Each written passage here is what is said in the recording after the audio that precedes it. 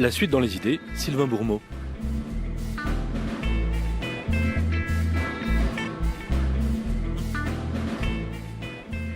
Michel Foucault, encore et toujours à la suite dans les idées. Et cette question aujourd'hui, faut-il défendre le néolibéralisme ?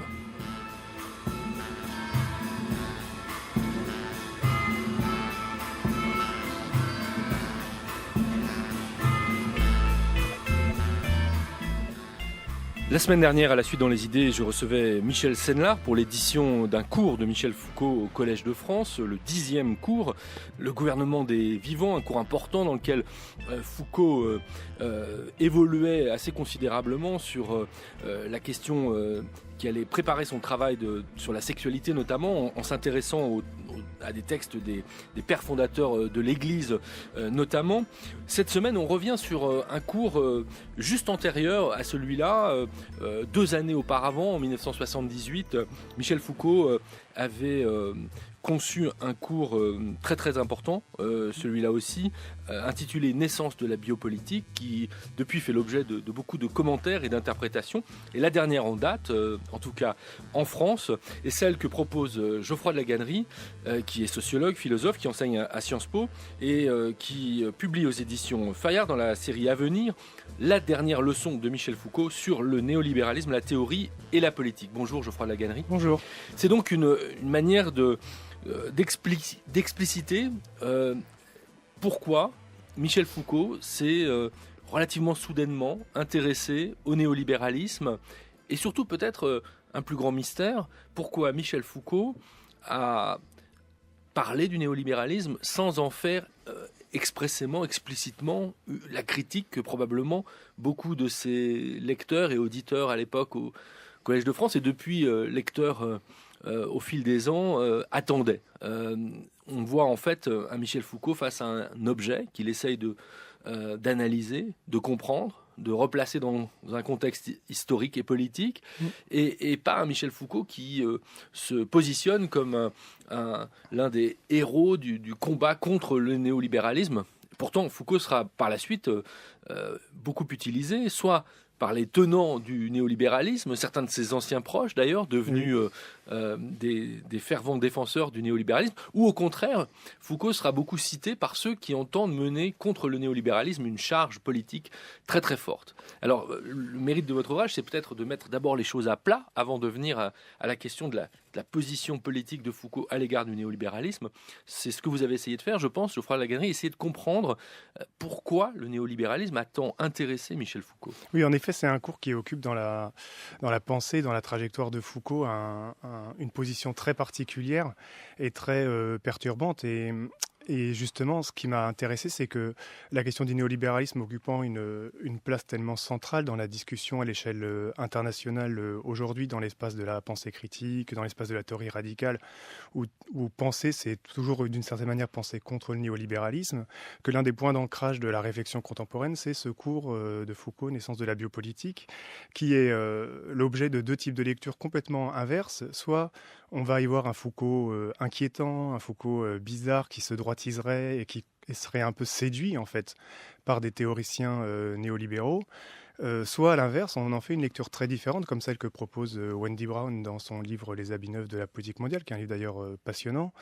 où au contraire on va voir donc dans ce livre les points d'appui d'une critique radicale du néolibéralisme, de la rupture qu'il a instituée dans la société, dans l'économie contemporaine, et comment ce cours permettrait de mettre en question en fait la gouvernementalité néolibérale. Et moi, ce qui m'a semblé, c'est que ces 2 lectures en fait annulent un peu la singularité et l'intérêt de ce cours de Foucault, qui pour ça est très perturbant, parce que si c'était contenté de critiquer le néolibéralisme, ce serait la position attendue. Finalement, c'est ce que tout le monde attendrait d'un intellectuel comme Foucault, qui était un des grands acteurs du gauchisme des années 70, dans sa critique du marxisme, dans son éloge des luttes plurielles. Donc on attendrait comme ça une critique cinglante de ce que produit le néolibéralisme, et c'est pas du tout ce qu'on a en fait. On a, je pense, un Foucault fasciné, mais véritablement, oui c'est ça, fasciné par ce que c'est que les théoriciens néolibéraux, et c'est pour ça qu'il annonce au début du cours, je vais faire une séance sur le libéralisme, et il se fait faire toute l'année en fait dessus, tellement il est happé par son objet, et il découvre dans les œuvres de Hayek, de Friedman, de Gary Becker, d'Isaiah Berlin, des types de pensée totalement nouvelles, des manières de poser des problèmes sur la réalité totalement inhabituel et qui nous invite, et qui l'invite lui aussi à penser autrement, à découvrir autrement. Et donc il essaye d'échapper, me semble-t-il, à l'alternative de la dénonciation un peu attendue du néolibéralisme ou de l'adhésion, en disant c'est le néolibéralisme qu'il faut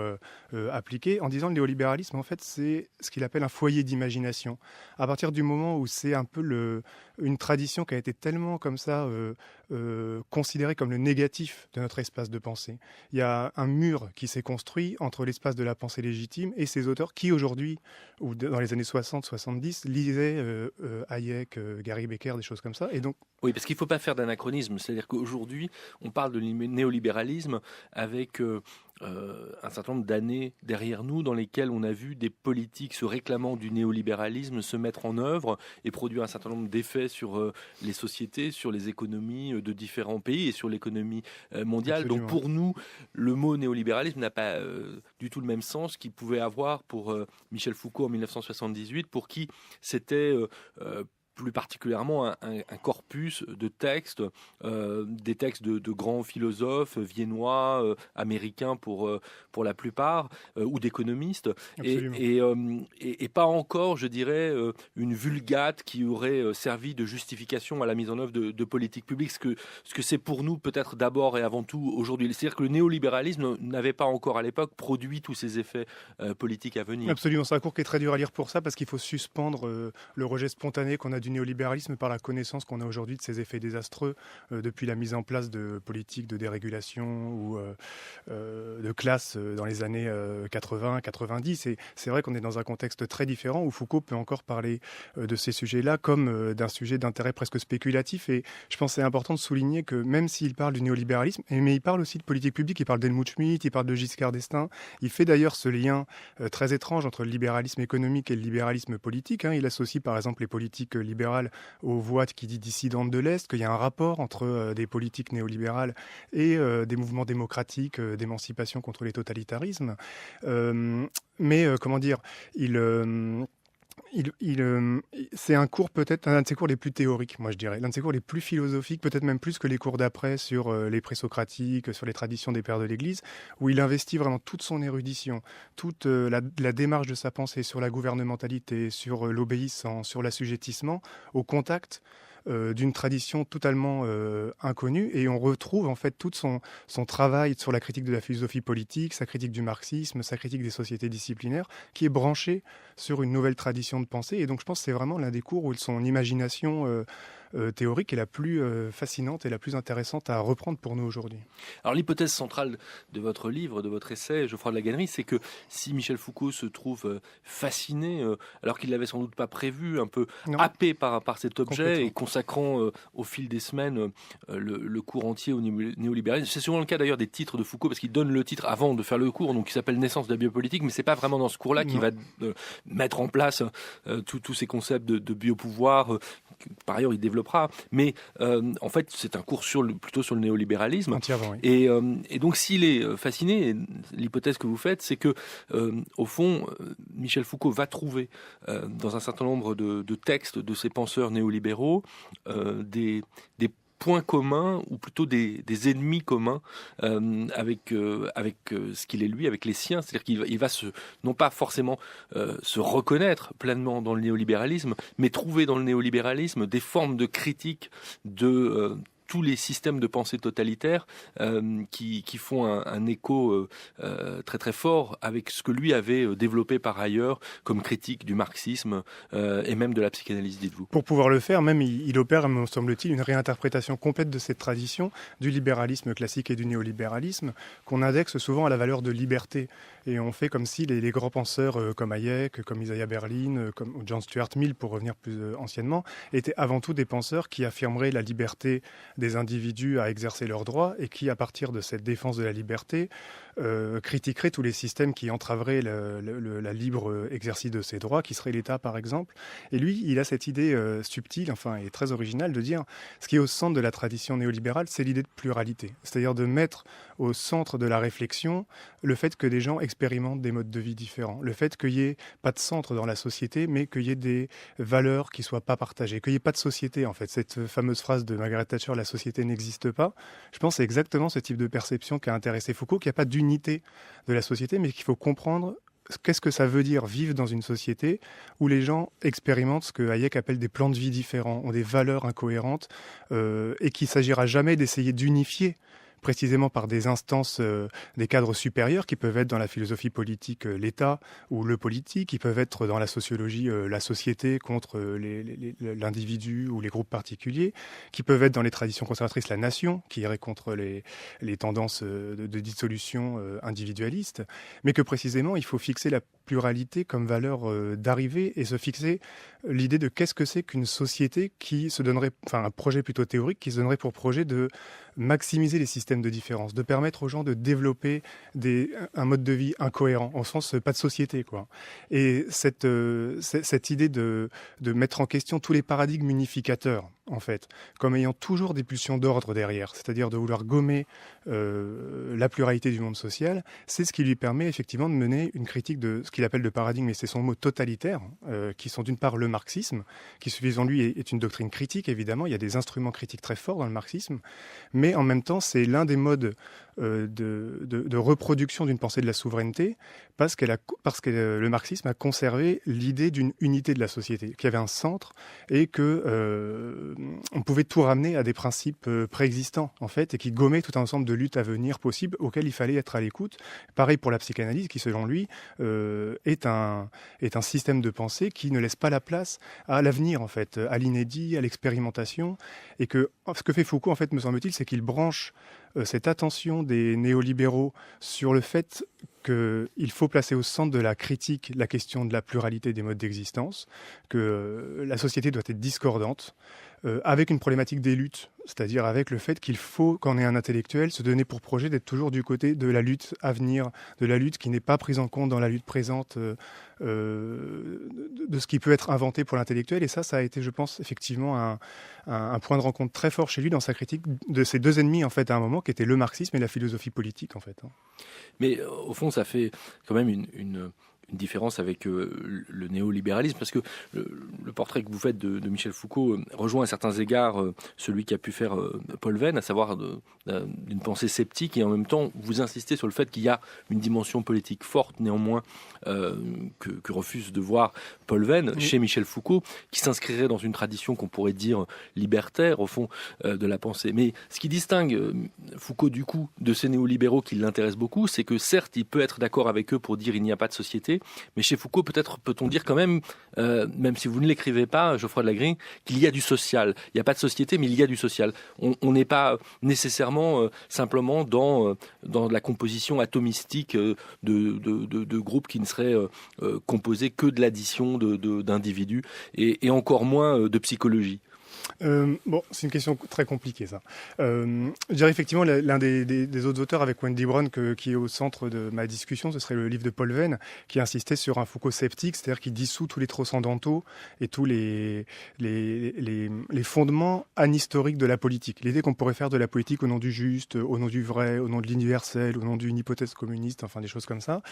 Et Foucault, effectivement, refuse absolument l'idée qu'il faudrait fonder la politique, qu'il faut être quelqu'un qui est sceptique, qui pense pas du tout à l'idée selon laquelle il y aurait des fondements rationnels à l'action politique. Mais Paul Venn en déduisait une forme de caractère apolitique de la pensée de Foucault, puisque si la politique ne pouvait pas être fondée, alors il n'y avait plus de politique possible, en un sens, plus de politique justifiable. Et c'est aussi la position de Chomsky. Je consacre un chapitre au débat Chomsky-Foucault sur la question de la désobéissance civile. Sur la question de la désobéissance civile. Et moi, je pense qu'au contraire, le scepticisme, c'est quand même la pensée, la philosophie de la connaissance, qui est au fondement de la philosophie politique néolibérale, en disant que, puisque précisément on ne peut pas tout savoir, qu'il faut mettre au centre de l'idée théorique qu'il y a une limite de la pensée, ça met en question tout projet de perception unifiante du monde, tout projet de gouvernement en fait, et donc il faut annuler la possibilité d'un gouvernement en laissant les individus libres d'exercer leur propre souveraineté dans leur domaine spécifique. Mais moi je pense qu'effectivement le scepticisme de Foucault, c'est à la racine d'une réinvention d'une politique que j'appelle une politique des singularités, c'est-à-dire essayer de saisir lutte par lutte où se situe le pouvoir, où se situe la résistance. Alors vous dites que Foucault dit la société n'existe pas. Effectivement, ce qui est nié, c'est le là de la société. C'est l'idée de quelque chose d'unifiant, ce là unifiant du social qui est mis en question. Et il ne s'agit pas du tout de nier les rapports sociaux, les rapports de domination, qui, là, en l'occurrence, ne sont pas du tout dans le système néolibéral, n'a pas du tout dans son système de pensée la question de la domination, la question de l'exploitation. Et c'est une limite, à mon avis, extrêmement importante et qu'il faut prendre en compte. Mais en même temps, je dirais que le programme de perception que nous invite à élaborer et à prendre en compte Foucault et le néolibéralisme, c'est que du social, il y en a presque toujours trop, en fait. C'est qu'il s'agit de voir, si on se situe du point de vue des individus comme ça séparés, c'est la question du marché, en fait. C'est la question de la forme marché comme forme de coordination sociale. Et ce qui est très beau, je crois, de façon spéculative, dans la tradition néolibérale, c'est cette idée que le marché, c'est la seule forme de coordination qui rend possible la coordination sans unité, sans sens. Foucault emploie des formules, il dit le marché c'est de la société sans Dieu, sans transcendance, sans souveraineté, sans tout ce qu'il voulait critiquer en fait. Et il y a quand même cette idée-là intéressante que le marché c'est un opérateur de critique de tous les systèmes assujettisants qui vont se cacher quand on emploie le mot social, quand on emploie le mot politique, quand on emploie le mot institution justement. Mais alors, si mes souvenirs de lecture de ce cours de 1978 de Michel Foucault sont exacts, il me semble que son intérêt pour l'une des branches du néolibéralisme, à savoir la branche allemande, l'ordolibéralisme, l'a conduit aussi à s'intéresser à la manière dont la tradition social-démocrate allemande a été amenée à réagir à l'ordolibéralisme et à tout ce débat intellectuel qui a eu lieu en Allemagne, que malheureusement nous n'avons pas connu en France, où on est resté dans un jeu souvent de faux semblants entre néolibéralisme et socialisme, où il n'y a pas eu ce fameux Bad Godesberg pour le congrès du nom du congrès du Parti social-démocrate allemand. Mais Foucault insiste beaucoup à un moment sur cette expression donc, qui a trouvé difficilement sa traduction en France avant les traités européens et avant des déchirements sur la base de malentendus, économie sociale de marché. Donc la possibilité pour une politique de gauche d'accepter l'idée du marché et dans le même temps de vouloir quand même y introduire l'idée d'une réglementation, l'idée d'une régulation. D'ailleurs, Michel Foucault fait des références explicites dans ses cours de 78 au congrès qui déchire le Parti socialiste à l'époque, à Metz, à Nantes, et qui oppose les amis de François Mitterrand d'un côté à ceux de la deuxième gauche et de Michel Rocard de l'autre, qui sont proches aussi de la CFDT, organisation à côté de laquelle Michel Foucault va se trouver engagé, notamment pour soutenir les dissidents de l'Est. Donc il y a là une structuration du paysage politico-intellectuel français qui est intéressante, j'imagine, à prendre en compte pour comprendre véritablement le regard que porte Foucault sur le néolibéralisme. Oui, absolument. C'est une question difficile parce que moi j'ai une lecture très différente de ça. Je pense que ce qui l'a beaucoup intéressé dans cette deuxième gauche, c'est la question de l'autogestion, c'est la capacité à créer et à inventer des types de formes qui échappent à l'État. En fait, à penser une politique de gauche qui ne soit pas une politique étatiste, mais qui permette des expérimentations un peu communautaires, on pourrait dire, la capacité à créer des mondes. Ça revient à ce dont je parle à la fin sur Nozick, ces traditions un peu d'anarchisme libéral ou qui pensent la société néolibérale comme une société qui laisse à chacun la possibilité de faire sédition par rapport à l'État et une capacité à inventer une gauche qui n'est pas une gauche d'État, ce que j'appelle la tradition libertaire de la gauche en fait. Et je pense qu'il a trouvé dans les traditions autogestionnaires ce type de préoccupation-là. Mais en même temps, sur la tradition, l'économie sociale de marché, moi j'analyse son cours comme une critique radicale de ce qu'on a appelé en France le social-libéralisme en fait. Parce que je pense que ce que Foucault essaye de nous montrer, c'est que c'est une tradition qui se présente comme libérale parce qu'elle accepte un certain nombre de valeurs libérales, mais qui bloque et qui arrête l'application de ces valeurs libérales au moment où ça deviendrait intéressant. Il le fait en parlant un petit peu de Rawls ou des gens comme ça, en disant, il parle comme ça du libéralisme, et puis c'est toujours, il faut bloquer les valeurs libérales quand elles mettraient en question l'autorité de la nation, quand elles mettraient en question la cohésion sociale, quand elles mettraient en question la solidarité. Et Foucault dit que c'est précisément au moment où les valeurs libérales nous amènent à nous interroger sur qu'est-ce que c'est que la forme nation, sur qu'est-ce que c'est que la politique, sur l'idée de donner de la cohérence au monde, que ça devient intéressant et que ça devient une utopie déstabilisatrice de nos certitudes. Et donc je pense qu'il veut montrer que le néolibéralisme pensé comme une utopie est beaucoup plus radical en fait que la tradition sociale libérale qui bloque en permanence, qui arrête le libéralisme. Là, il devient intéressant en fait, là où il nous amène à arrêter les pulsions d'unification et autoritaires qui peuvent se manifester dans la gauche en fait. Alors, l'autre chose intéressante dans votre essai, c'est ce que vous dites de la méthode de Michel Foucault. Au fond, la manière dont il se sert du néolibéralisme comme d'un test, comme d'une manière de penser et de mener un combat, vous le rappelez vers la fin du livre, contre la philosophie politique, contre la philosophie du droit. Absolument. Je pense qu'en fait, on doit lire ce cours comme pourquoi Foucault était fasciné par le néolibéralisme. C'est parce que l'une des obsessions dans ses cours sur la psychiatrie, puis ensuite ceux d'après sur la vérité, c'est que ça a toujours été des cours sur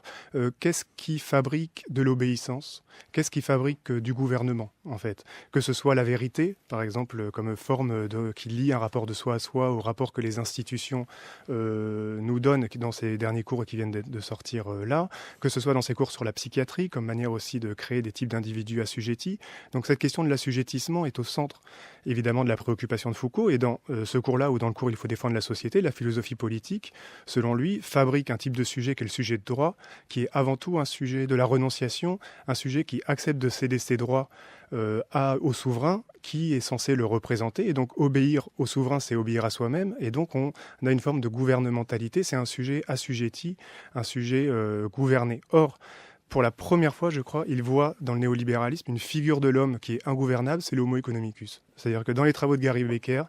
alors c'est différent chez Hayek qui n'utilise pas cette notion-là. Gary Becker, économiste américain, fondateur de l'école de Chicago en économie, oui. Et qui d'ailleurs aura le prix Nobel d'économie. Qui a le prix Nobel d'économie en 92 et qui est vraiment un auteur passionnant et qui est très peu lu en France par les philosophes ou par exemple les théoriciens du politique. Et moi j'essaie d'introduire un peu cet auteur-là dans ces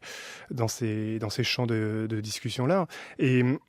l'homo economicus est un homme ingouvernable. Il n'accepte jamais de renoncer à son intérêt. C'est quelqu'un qui affirme en permanence que ce qui prévaudra, c'est son intérêt, c'est le calcul utilitariste. Et par conséquent, l'idée de l'obéissance, l'idée de la renonciation, l'idée de la dialectique de la négativité, qui est au principe de la politique, est complètement absente du paradigme néolibéral. Et je pense que ça a fasciné Foucault parce que c'est peut-être la première fois dans la tradition occidentale où on fabrique une figure de l'homme ingouvernable, une figure de l'homme absolument rétif à toute forme de gouvernement, et donc ça fonde une critique radicale de l'État, des disciplines, de la souveraineté, et je pense que ça a été vraiment un enjeu très important. Et que ça laisse aucune place à la psychologie aussi. Voilà, et alors ça c'est vraiment très important, c'est le dernier chapitre de mon livre qui est sur pourquoi est-ce qu'il s'intéresse tellement aux travaux de Gary Becker sur le crime et la punition,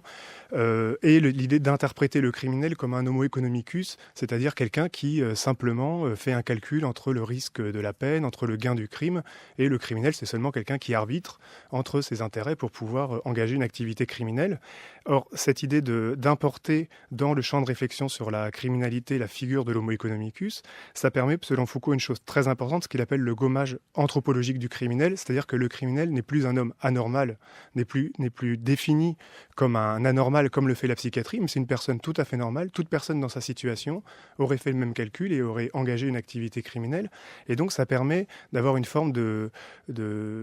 critique radicale de l'ensemble du système disciplinaire qui s'est mise en place à partir du 19e siècle avec le discours psychiatrique qui a doublé le système légal-illégal du système moral-immoral, normal-anormal, et qui faisait que les criminels devaient être redressés, devaient être corrigés, devaient être normalisés. Or, avec la perspective de l'homo economicus, l'homo economique, c'est un homme normal, c'est un homme qui déjoue toute cette emprise du discours psychiatrique et puis permet de mettre en question radicalement l'idée d'une société disciplinaire, l'idée de la normalisation. Même Foucault dit quelque chose de très beau, il dit dans l'optique d'une société disciplinaire psychiatrique, il y a toujours cette idée d'une normalisation absolue. C'est-à-dire qu'on a l'idée, comme ça, d'une société sans crime, d'une société qui fonctionnerait à la conformité parfaite. Alors dit-il que dans le système néolibéral, il y a cette idée très belle que le crime la question que posent les néolibéraux, c'est combien de crimes doivent être laissés impunis. À partir du moment où appliquer la loi, ça coûte de l'argent, il n'est pas normal qu'une société veuille absolument qu'il y ait zéro crime. Il est normal qu'il y ait des crimes, il est sain qu'il y ait des crimes dans une société. Et donc, c'est une société qui fonctionne à des systèmes de différence, à accepter la criminalité comme une forme normale de la société. Et pour ça, de ce point de vue-là, à la fois la critique de l'idée de la normalité et la critique de l'idée du redressement, ça fait de l'homo economicus un instrument très fort pour Foucault, pour critiquer la société disciplinaire, pour critiquer la psychiatrie et pour critiquer aussi, me semble-t-il, l'idée que la la psychiatrie aurait un rapport à l'homme vrai. Il veut montrer que c'est une construction aussi artificielle que l'homo economicus, que le modèle de l'homo economicus, qui est une abstraction, est aussi abstraite que le modèle du délinquant fabriqué par les psychiatres. Et donc c'est aussi un éloge pour Foucault, me semble-t-il, de la spéculation, c'est-à-dire l'idée de penser par modèle pour s'arracher à l'idée préétablie qu'on a de la société, pour fabriquer une nouvelle image de la société et donc une nouvelle politique. Alors, il reste néanmoins une question. Pourquoi Foucault, qui s'intéresse comme ça subitement au néolibéralisme, n'est pas plus clair au fond sur la position politique qu'il va adopter par rapport à ce corpus de textes, sans doute parce qu'il est sous un effet de sidération de la lecture de ces textes, qu'il y trouve un intérêt spéculatif, intellectuel, vous l'avez dit. Oui. On est en 1978, c'est-à-dire qu'on est totalement contemporain de l'arrivée au pouvoir de Ronald Reagan, de Margaret Thatcher. Donc Foucault est dans une actualité brûlante, sans forcément d'ailleurs, j'imagine, totalement mesurer toute la portée qui ne sera appréhendable que quelques années plus tard. On est 5 ans avant la mort de Michel Foucault. On aurait pu imaginer qu'il développe quand même, après ça, un regard plus personnel, d'appréciation plus personnelle du néolibéralisme. Or, ça n'existe pas vraiment dans son travail. Non, ça n'existe pas, mais moi je dirais de ce point de vue-là de la critique du néolibéralisme, j'aimerais bien y insister là-dessus, c'est que je pense qu'il faut lire ce livre, et c'est ça aussi, me semble-t-il, l'actualité, c'est que l'une des questions qu'essaye de penser Foucault, c'est qu'est-ce que serait une critique non réactionnaire du néolibéralisme aujourd'hui ? Qu'est-ce que serait... c'est une question que se posent tous les grands penseurs critiques, et j'essaie de le rattacher aussi à Marx dans son rapport à la bourgeoisie. C'est-à-dire... Vous faites un parallèle avec le fameux texte de Marx sur le congrès de Gotha et sur la manière dont Marx dit qu'il faut considérer la bourgeoisie comme révolutionnaire. Exactement. Et donc il ne s'agit pas de revenir en arrière à une époque où ça n'aurait aucun sens politiquement. Exactement. Et il me semble que dans le discours contemporain, mais même le discours du temps de Foucault sur le néolibéralisme, ce qu'il note, c'est qu'il y a une manière permanente en désignant le néolibéralisme comme l'ennemi, comme le négatif, comme ce qui détruit, qu'on est amené, même quand on est très critique, à valoriser les formes anciennes et à présenter de façon valorisée ce que le néolibéralisme a défait. Dans le livre dont je faisais référence tout à l'heure de Wendy Brown, qui est une grande auteure marxiste, féministe, en critiquant le marché et la logique de l'intérêt, elle en vient parfois même à regretter la religion comme instance de solidarité, la famille, l'État, tout autant d'instances que le marxisme et le féminisme avaient mis en question comme des formes aliénantes de domination. Ce que pointe Foucault, c'est comment la gauche, au fond, peut devenir conservatrice, voire même réactionnaire, absolument, en étant focalisée sur le néolibéralisme de cette sorte. Exactement, qu'il y a une manière de faire des retours. À partir du moment où on désigne le néolibéralisme comme l'ennemi, tout discours qui va critiquer le néolibéralisme va être immédiatement perçu comme critique, et donc ça autorise dans la gauche le retour de vieilles formes, soit spiritualistes, soit familialistes, soit étatistes, et qu'il faut échapper à ces biais en essayant de construire un principe de critique intégrale à la fois du passé et à la fois du présent, c'est-à-dire partir de ce que le néolibéralisme produit, exactement comme Marx disait que la bourgeoisie est révolutionnaire, elle a inventé de nouveaux droits, elle a libéré l'homme d'un certain nombre de servitudes naturelles, de la féodalité. Pareil, le néolibéralisme et le marché ont des effets émancipateurs, ont des effets critiques qu'il faut prendre en compte, et c'est en partant de ce que ça a inventé qu'on peut réinventer aujourd'hui une pensée de gauche qui ne sera pas réactionnaire. Merci beaucoup Geoffroy de La Gannerie. Je rappelle le titre de cet essai stimulant, La dernière leçon de Michel Foucault. Il est publié aux éditions Fayard. On peut podcaster l'émission sur la page de La Suite dans les idées, retrouver la référence bibliographique, aussi trouver l'émission qu'on peut podcaster la semaine dernière avec Michel Senelard à propos d'un autre cours de Michel Foucault au Collège de France du gouvernement des vivants. Voilà, c'était La Suite dans les idées. Sylvain Bourmeau, attaché d'émission Geneviève Méric, à la technique aujourd'hui Vincent René, à la réalisation Bruno Sourcy.